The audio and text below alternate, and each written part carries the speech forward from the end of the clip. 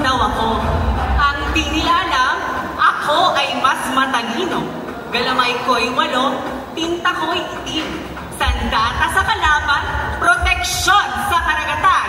Ako si Colonel Humelea Kaliwanagan, Reynang lumalaban para sa mauban.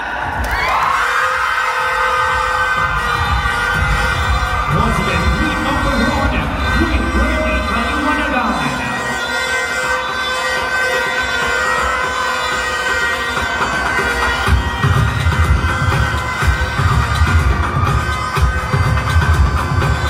Ng pangangalaga sa ating karagatan. Isa itong malikhaing interpretasyon ng buhay sa ilalim ng dagat na umububog sa kamalayan ng tao sa sining, kalikasan at kultura. Queen number 2, Queen Billy Eric.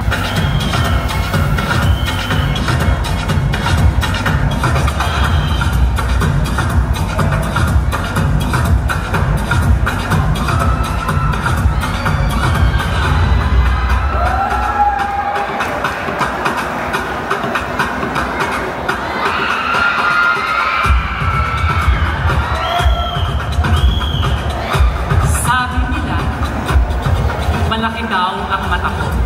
Ang hindi nila alam, namumuhay ako sa ilalim ng dagat. Nag-aapoy ang aking kulay, katulad ng aking mithiin. Ako, si Billy Erica Perez, Reynang lumalaban para sa proteksyon ng karagatan.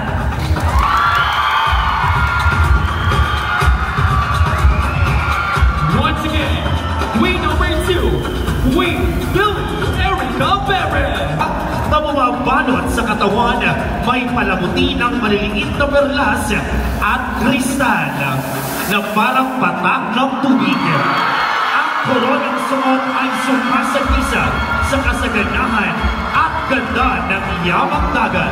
Ang kabuang itsura ay paladiosa na animoy tagapagbatid. Number 3, Queen Marcos Kaniwara, designer, Sonar Villamayon.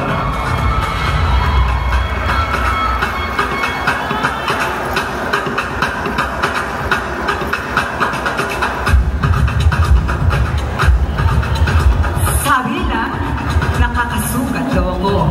Ang hindi nila alam, nakadikit ako sa bato at malambot ang laman ko. Kaya kong gumawa ng perlas at ang halaga ay wagas. Ako si Queen Marco Maningas Kaniwara, ang reynang lumalaban para sa proteksyon ng karagatan. Once again, Queen number 3, Queen Marcos Kaniwara.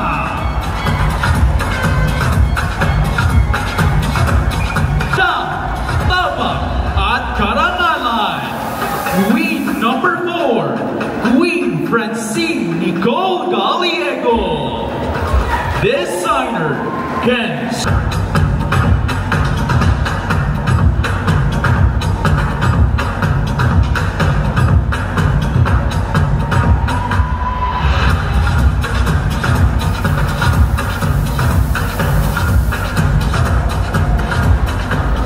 Sabi nila, nakakatinig raw ako. Ang aking tinig ay pananggas sa mga mandaraki. Sisiring niyo ako sa isla ng Cagbaliti Island at pwede niyo rin gawing putahe. Ako si Francine Nicole Juanan Gallego, reynang lumalaban para sa bayan ng Mauban.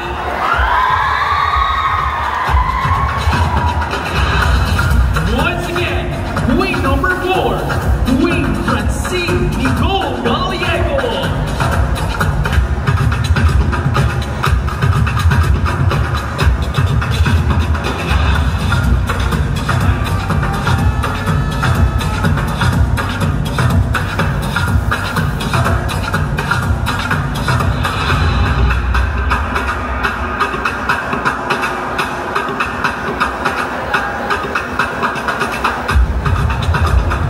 Sabi nila, ang taas-taas ko raw. Ang hindi nila alam, bituin ako sa ilalim na tila isang dekorasyon. Ang presensya ko'y hudiya na malusog ang dagat. Ako si Queen Ali Rivera, ang reynang lumalaban para sa proteksyon ng karagatan.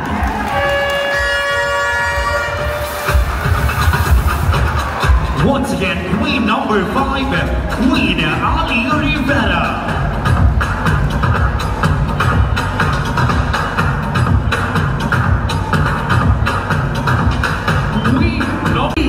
Ito'y yaman ng dagat, kayamanang tunay at sagrado sa ating libing. Queen number 6, Queen Sio Godilana.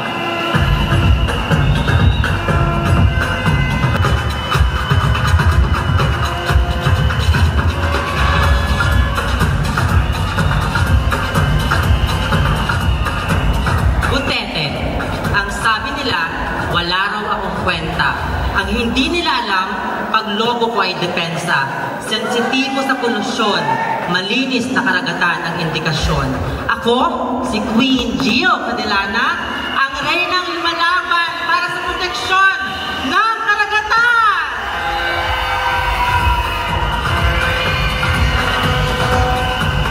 Once again, Queen number 6, Gio Godilana.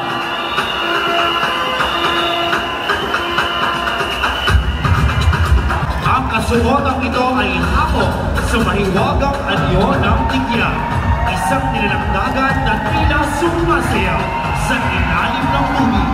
Sa bawat ganaw ng kalahok, animoy umaalon ang mahabang galamay ng tigya. Sumasailalim sa kanyang sikas na kahinhinan. Ngunit ang disenyo ay paalala ng kahalagahan ng balanse sa karagatan na sa kabila ng pagiging marupok ng ilan sa mga nilalang dito, may taglay silang gampanin sa ekonomiyang dagat na kailangang ingatan.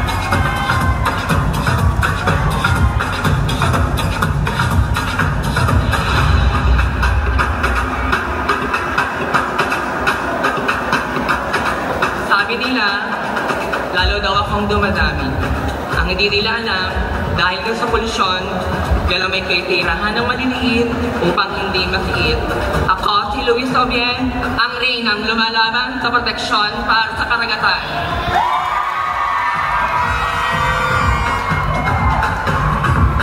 Once again, Queen number 7, Queen Luis Obien.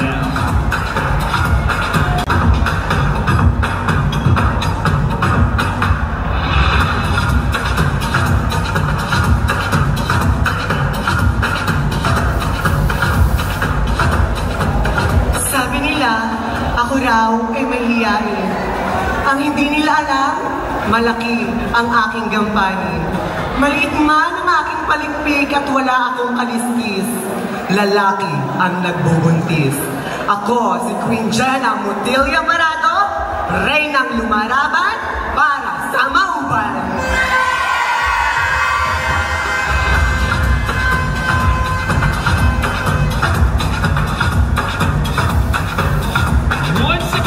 Handa sa hamon, handa lumaban.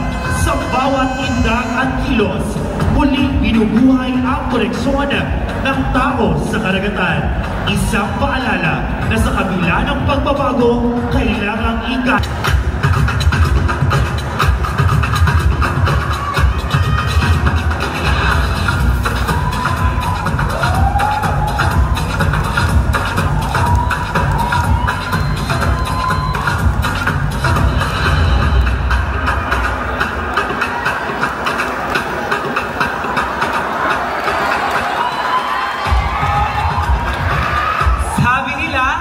Masakit ang sipit ko. Hindi nila alam, depensa ko ito sa mga kaaway. Huhukhayin ang mga buhangin laban sa panganib. Ako, si Evan Gray, reynang lumalaban para sa proteksyon ng karagatan.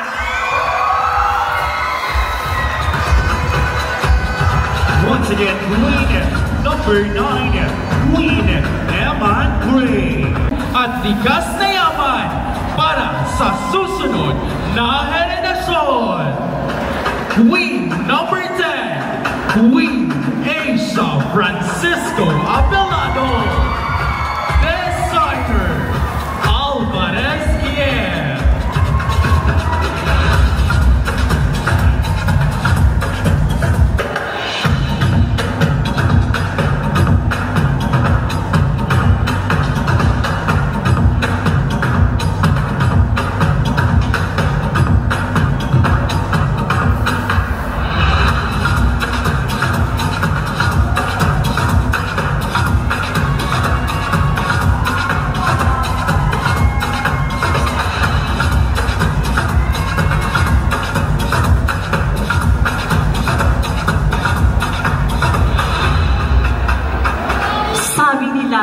Masarap daw akong kainin. Ang hindi nila alam, konti na lang kami sa ilalim. Alaga ko ang seagrass, pati na rin ang coral reef. Ako, si Asia Francisco Abelardo, ang reynang lumalaban para sa proteksyon ng karagatan.